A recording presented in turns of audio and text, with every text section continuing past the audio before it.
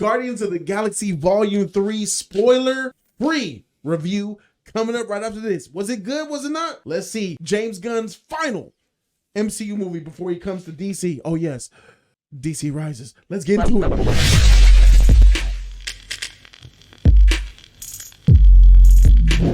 Guardians of the Galaxy 3, man. This is the trilogy. It's the final movie from director and writer James Gunn. He brings everybody up into this bad boy. It's a culmination type of movie, and you're going to get a spoiler-free review here. So let's go ahead and get right up into it. It's all about family, as you guys know, bringing in the crew. This is like a culmination of events of the history and lore of James Gunn since 2014, which I think is the year that Guardians of the Galaxy 1 came out in phase 2 of the MCU. The Guardians of the Galaxy are living their life, as you guys seen from Volume 2, from Endgame. The Asgardians of the Galaxy was really just a spoof on Endgame. It's still Peter Quill's family, Guardians of the Galaxy. I think the last time we seen them was in that holiday special that was on Disney Plus for Christmas. It's very much kind of in that tone. So like that Christmas special helped this movie out quite a bit, if you ask me. So I'm going to go ahead and talk about some characters, some things that I like, some things that I didn't like. First and foremost, did I like the movie? Yes, I liked the movie. And it was impressive how James Gunn was able to squeeze out emotion out of a lot of these characters. Some of these characters were showing a lot of emotion, and he did a good job at using music to tell a story, because this is the best music of any of the Guardians of the Galaxy movies, in my opinion. He finally used some hits, some really top 10 songs, and there was good music in the last ones, but just in this one, the music was better. I believe there was more. There was an action scene in this movie where it was towards the third act, and it was probably the best action sequence of any of the Guardians of the Galaxy movies. Like, I challenge you, if you guys can find an action sequence that's better than the one in this movie, I would like to know, because I don't think it exists. So we know that they have another mission. There's another mission that makes them have to, with haste, find a device, a MacGuffin, as you will, in order to save a problem and fix a problem that they have. So the Guardians of the Galaxy band together in order to do that, and we just get into the antics and everything that goes along with it. Adam Warlock is a character that was hyped up for this movie.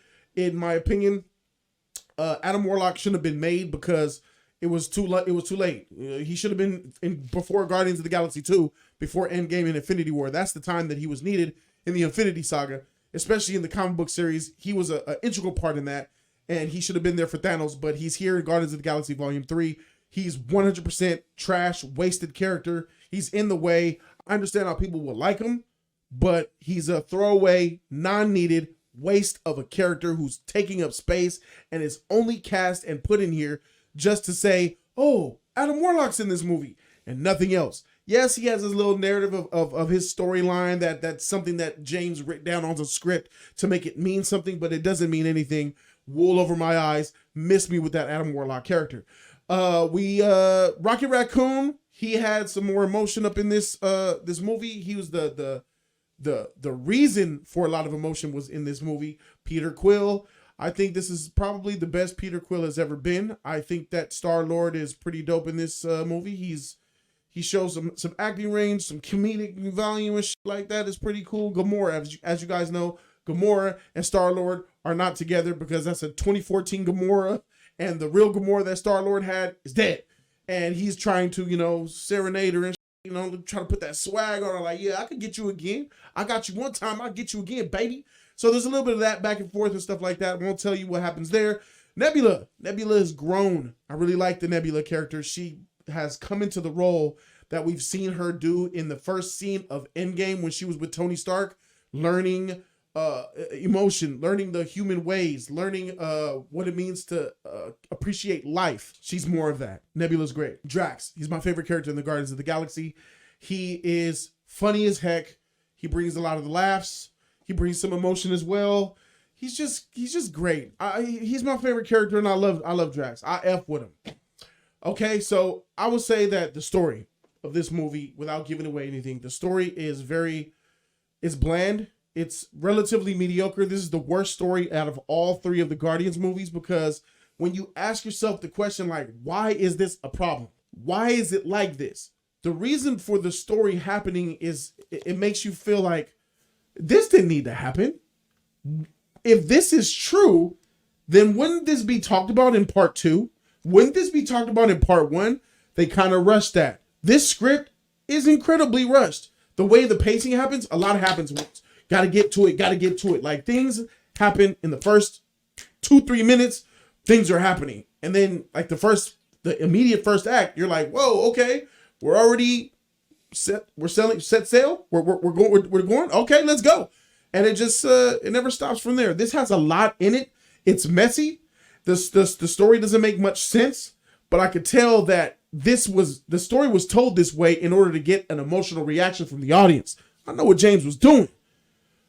But at the same time, I got to tell you that if the story doesn't make too much sense, if it's not ensconced in realism, in the characters, in the lore of the Guardians of the Galaxy, if it doesn't make sense, if it doesn't really, like, tickle our fancy, tickle our imagination, you know what I'm saying, really, really make us believe it, then the emotion suffers.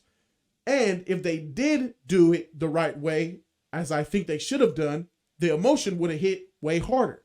But I got to give this movie some credit, because even though this story is kind of silly, it did hit me on an emotional level. In the end of the movie, I started to feel some tingles, and James Gunn did a good job with that. I gotta keep it a buck. So with that being said, there's a lot of characters in here that you guys will like or not like. There's a villain in this movie. The villain in this movie is trash. Like, they set him up to be dope. Like, oh, this motherfucker could be our Kang the Conqueror who? Because this motherfucker might be lit. And by the end of the movie, you realize he's not lit. James Gunn's brother is in here, and he's taking on the Yondu role. You know, he's trying to be the Ravager leader boss guy. You know what I'm saying? So he has his own little story in here. It's pretty good. You know what I'm saying? This movie, it's mediocre. This is a mediocre movie when it comes to the script, the story, some of the action. It's just very bland. But it has a little icing on the cake. And the icing on the cake is the emotion, is the characters, is the fact that you know them. You've watched them for 9 years in the MCU. And it relies on that. It relies on you knowing. And I'm going to say, James Gunn did some anime shit here. James Gunn used some flashbacks that were really powerful in this movie.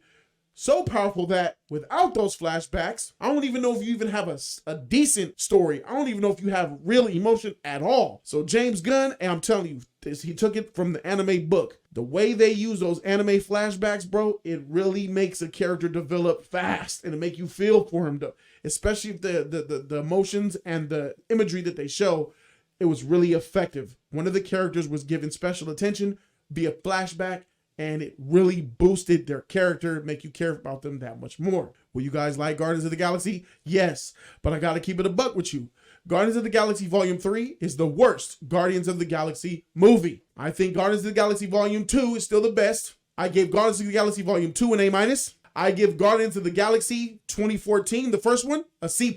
And I give Guardians of the Galaxy Volume 3 a C. Mediocre status. Now, got my man, E-Man over here, bro. What's up with you, What up, E-Man, y'all? dog? What it do, man? What You it do? Mark, man. You a Buster. Hey, you a Mark. What you think about this movie, Buster? Freak you lame. I thought this movie was interesting. It was very fun. It had those gooey moments. But also too, like, I like that James tried to go to a serious tone, but every time it seemed like we kept trying to go serious, it kept going sunshine and lollipop bullshit. You know what I'm saying? Every time we kept looking like we're about to get something real, we would get jokes. And then, don't get me wrong, the jokes was cool. The jokes was funny. I laughed. I laughed a lot of the jokes. Yeah. But there are some things that it looks like how this tone of this movie was trying to go. It looks like that it was trying to go serious, but they kept playing around with it. It's some characters in this movie that was kind of like too much in a way. I know they're a part of the Guardians, and I know they're a part of this, and I know they're supposed to be doing this, but some people were just in the way. Adam Warlock, I felt like, was definitely in the way. I felt like he was a waste of space. I felt like he was a waste of time. I felt like there was no point. I felt like this character is supposed to be serious from what we hear and everything like that. Yeah, I don't even know written too much about Adam Warlock like that, but from when I learned a little bit about him, he's nothing like the comic he was supposed to be serious. He was supposed to be like, as they say, Jesus.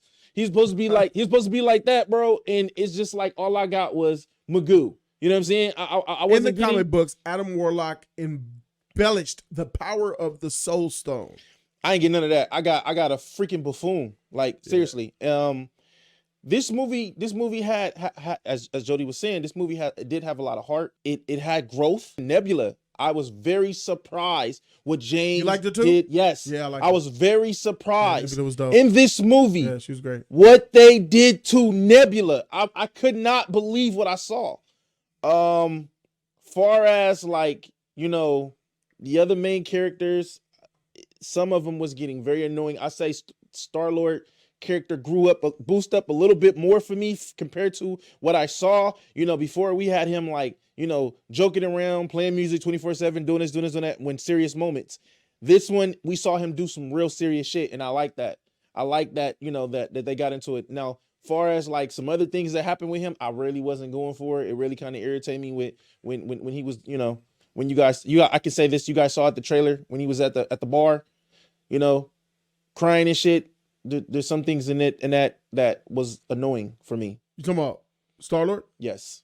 I mean, he loves Gamora, bro. Yeah, but he wants his Gamora back. Just doing. He's emotionally. Imagine if finding somebody that you love who was perfect for you.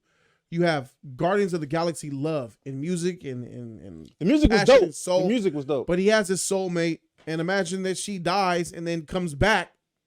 You get another chance with her, but she ain't feeling you. That's some deep shit, bro. I mean, I get this some deep shit, especially if you ain't got the swag to get her back. But trying to get her back. It's something. It's some things that was just doing too much for me. You could blame it all on me. As the villain was a waste. I felt like the villain was a waste. It looked like they were trying to go somewhere with villain that. Was trash, bro. It looked like they were trying to go somewhere with that, and then to find out they wasn't going nowhere with that. The CG was freaking crazy in this movie. Crazy. I thought it was good. It wasn't better than Volume 2. No, I'm not saying. I mean, it was like they really put a lot on that CG. You know what I'm saying? And as he was saying, they did some anime shit. There's a few scenes in this particular scene that happens. All right, be careful. Yeah, I'm just particular scene that happens. Be careful. I felt like this movie could have did a little bit more than what it was. You know what I'm saying? A lot more. Especially since it's supposed to be the end. You know what I'm saying? Like it gave me something, but it's like give me something else. Give me something that you could show. Freak, I should have made you go first. God dang it, I'll be forgetting to make you go first. Freak. Next time you go first. Fuck. Go ahead. That's not it. That's not it for me. So you didn't like the story either? You pretty much feel the same way then. Yes. Yeah. The hallway scene in this movie. That's the best action scene that was wild. Yeah, that was fire. That was wild. That was good. That was really good. Yeah, that was really good. All right, so where are you at? Well, how do you feel about of the three movies? Rank them. I really did like Guardians of the Galaxy 1. I give that a B. I give Guardians of the Galaxy 2. I enjoyed that a lot. I give that an A. And I give this a C-. There we go. All right. So this isn't the best Guardians of the Galaxy movie. It's the worst. And when you say the worst, it sounds bad. But this is keep it a buck, bro. This movie's mediocre, bro. Let's keep it 1,000. It's definitely mediocre with some CG, bright colors. It's very MCU shit on it. And some emotion. There. Some character arcs, some family. Family. That shit helps this movie a lot.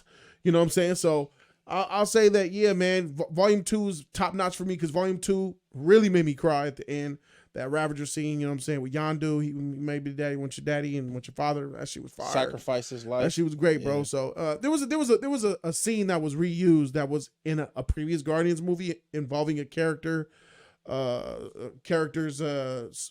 alleged issues, and they reused it, and it didn't have the same effect that it did in the previous movie in this one. Even though it was cool. But, you know what I'm saying? Some stuff that was reused here, bro. It's, hey, bro, I feel like most people will like it. I don't see this movie making $1 billion. No. I got to be honest. I don't see this being $1 billion film. I do see this movie making some good money though. This will be a box office success, 100%. So let me know what you guys think down below. Put in the comment section what you guys think about the Guardians of the Galaxy Volume 3 movie. Spoiler free, of course, if you've already seen it. If not, let me know what you're hype about for Guardians of the Galaxy. Thank you guys so very much for watching. Subscribe to the channel for the real content. I'm Jody Joe, and that's E-Man, and we out.